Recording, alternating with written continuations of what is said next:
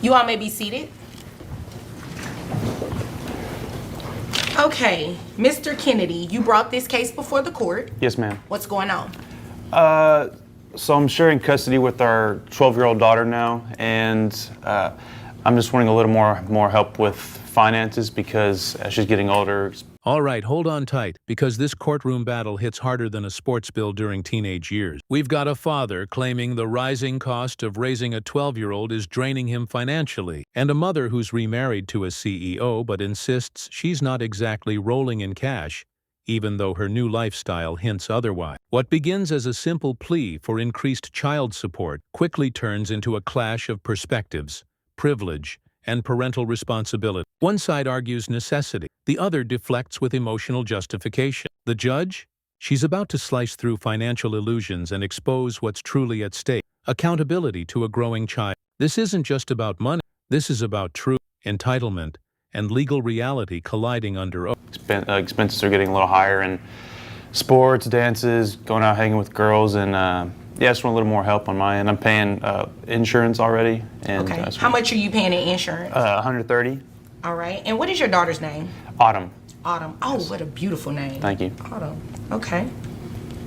So what type of expenses does she have that are increasing? He starts by positioning himself as a present father who shares custody and isn't dumping full responsibility onto the court system. Instead of dramatizing, he calmly references growing expenses tied to age, sports, social life, and teenage development. This builds credibility because he's not saying, "I can't do it," but rather, "I need reasonable support." Emotionally, viewers may relate, raising a teen is costly. But legally, rising expenses alone don't guarantee an increase. The real test will be whether he demonstrates this change significantly affects shared obligations. Do you feel his approach sounds honest or strategic? Yeah, so she's doing volleyball right now, and we're thinking that she's going to be doing that in high school as well. Okay.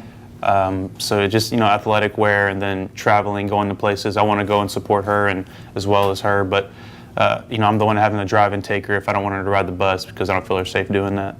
At this moment, the father strengthens his claim by confirming he already covers medical insurance. This signals active contribution rather than passivity. But what really stands out is his choice to drive her to games rather than letting her take the bus, framed as protection, not control. The judge may interpret this as responsible parenting, although some could argue it's a personal choice rather than a financial necessity. Still, he's painting himself as a hands-on caregiver who isn't just showing up in court for money, but advocating for his daughter's quality of life. Would you count his driving and time investment as part of financial strain or emotional responsibility? Your Honor, I do feel that he's trying to take advantage of my new relationship. Okay. Tell me about this new relationship. Well, I can't really help who I have fallen in love with. So my new husband is a fantastic provider. However, I do get an allowance, and it isn't as much as you would think coming from, well, my husband's a CEO of an energy company. Here comes the turning point. The mother claims he's taking advantage of her new relationship. Without denying increased expenses, she shifts focus to perceived motive, suggesting jealousy or financial targeting due to her remarriage. This move introduces emotional defense rather than financial fact. Then she casually introduces her new husband as a fantastic provider, which instantly raises questions. If support exists in her household, is she downplaying her ability to contribute? The court doesn't care about emotional discomfort when financial responsibility is clear. Do you think she's protecting her finances or her pride? Company, so you would expect a huge allowance, but obviously he has to protect all of his hard-earned income. What type of allowance do you receive? About $500 a week. $500 a week, okay. All right. So, which really isn't that big a deal. Obviously. That big a deal in terms of the amount of money, or you paying child support, more in child support for the child living with him and having increased expenses? Well, I don't think it's that big a deal to Mr. Kennedy because he has a pretty healthy income himself. But you do understand his income does not have anything to do with an increase in what you should be paying in child support, right? Yes, I understand that, but what I Okay. don't think has been considered yet is the fact that I set aside furthering my education.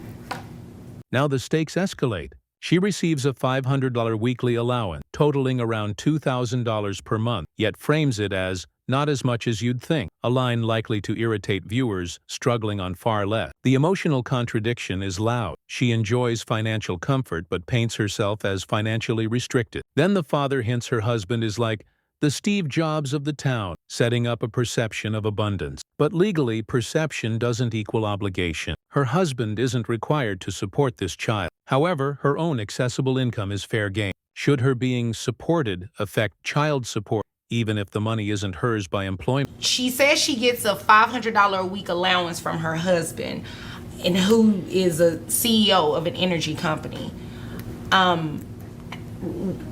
Briefly, how much money does your husband make? I'm really not sure. Okay. It's a lot? I think so. When you say a lot, is it like in the 200,000s, 300,000s? Well, the car that he drives was about 200,000. I have to You make only more get a than that. $500 a week allowance? You know what? That's not my business. That's not the reason I'm here. I'm not going to even entertain that. That's what I was thinking too. I'll just move on. Sir, do you know how much money her husband makes a year? I don't, but he's the Steve Jobs of the town of energy, Jobs. so to say. The judge steps in and redirects focus. This is not about CEO wealth or car costs. It's about the legal guardian's income. The father confirms he isn't chasing husband dollar signs, which boosts his credibility further. The judge clarifies, new spouse income cannot inflate child support expectations. This is critical legal education for viewers. Child support is based on the parent's income, not what their new partner earns. But here's a deeper ethical dilemma. If someone benefits from a wealthy lifestyle, should they be considered financially capable, even if not personally employed? So let me ask you this. Are you expecting her child support to be based on his Steve Jobs? No, job? his success has nothing to do with me or my daughter or our Okay. daughter. And like I said, I just want a little more help because she's Okay. getting older. And, if she's happily married with whoever and how big is... Glad that's not what you were doing, because you can't do that anyway. But what we can do, ma'am, is make you pay more in child support, because at this point you've been paying zero. Because from what I see, you're a stay-at-home mom, which is absolutely okay. But you do understand that your child has increased expenses, correct? Yes, I do see that. Okay, but so after yes, I do see that, that means that what are you talking about? we're going to base it off that $500 a week allowance that you make. Okay. So, based on that, I have your gross at $2,000 a month. After you take out the calculations for the taxes, your net comes out to $1,662.53, okay?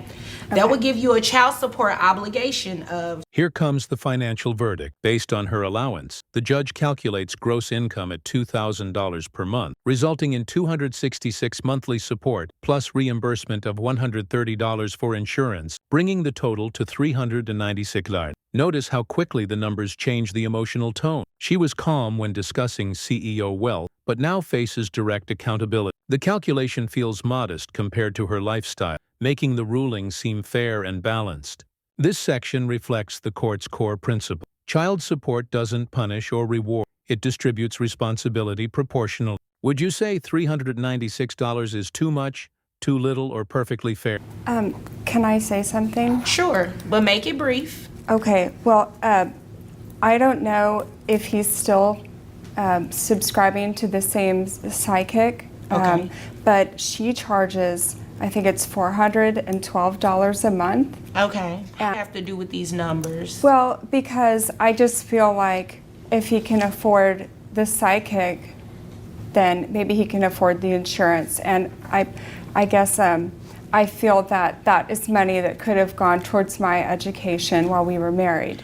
Her last move is a desperate pivot. She attacks his character by referencing a $412 psychic subscription. This is classic misdirection, trying to argue that his spending should exempt her from increased responsibility. But the judge immediately blocks the attempt, reinforcing financial autonomy. What he spends personally has no bearing on her legal duty. This moment exposes emotional insecurity as she clings to irrelevant points rather than facing obligation. Have you ever seen someone try to justify their refusal to pay by questioning how others spend their money? Okay, well, I've already said no to that. That has nothing to do with me.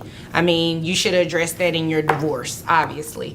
And whatever he pays, if he in a psychic, if he chooses to do that, that has nothing to do with you, your financial responsibility to your daughter. So if there's nothing further from either of you, you all are dismissed. Thank you. Thank you. Rise and walk out.